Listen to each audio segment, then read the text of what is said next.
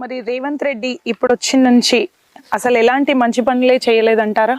6 గ్యారంటీలల్లో మోసపూరిత వాగ్దానాలు. ఈ బస్సు ప్రయాణం అనేది అసలు ఎవరు వెళ్ళాలా ఒకటి ప్రయోజనమే కాదు, దీనివల్ల నష్టం చెప్తున్నా మీకు.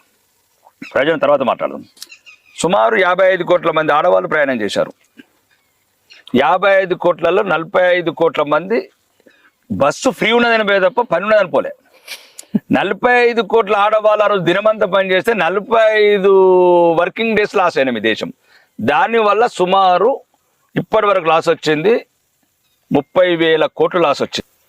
ఇంతవరకు సుమారు 3,000 కోట్ల రూపాయలు ఒక్క రూపాయి కూడా ఆర్టీసీ కట్టకుండా ఆర్టీసీని మళ్ళీ కుదేలి చేసి ఇంతవరకు కూడా ఒక కొత్త బస్సు కొనకుండా మా బిడ్డలు, మా అక్కలు, మా చెల్లెళ్ళు, మా అమ్మలని ఆ పాత బస్సులు ఎక్కించి దుర్మార్గులు, ఈ కాంగ్రెస్లో ఉన్న ద్రోహులు, సీనియర్లు, కాంగ్రెస్ ప్రభుత్వము ఆడవాళ్ళ ఉసురు తీస్తున్నారు వీళ్ళు, ఈ సన్నాసులు. ఎందుకంటే ఆ పాత బస్సులలో ఎక్కితే నడుములు ఇరిగిపోయి మన్ని ఇరిగిపోయి అటు 10 రూపాయల ట్రాన్స్పోర్ట్ ఛార్జెస్ సేవ్ చేసుకొని 10,000 రూపాయలు ఆర్థోపెడిక్ డాక్టర్కి చెప్తున్నారు. ఈ రోజున తెలంగాణలో ఆర్థోపెడిక్ డాక్టర్లు అందరూ వచ్చి కోకాపెట్టి ఇల్లు కొనుక్కుంటున్నారు.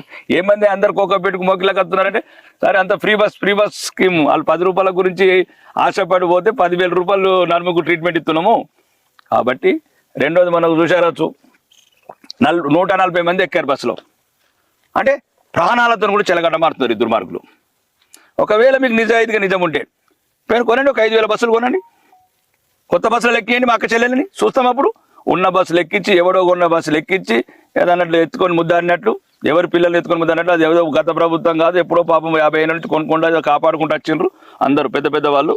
దాన్ని మొత్తం సర్వనాశనం చేసిండ్రు.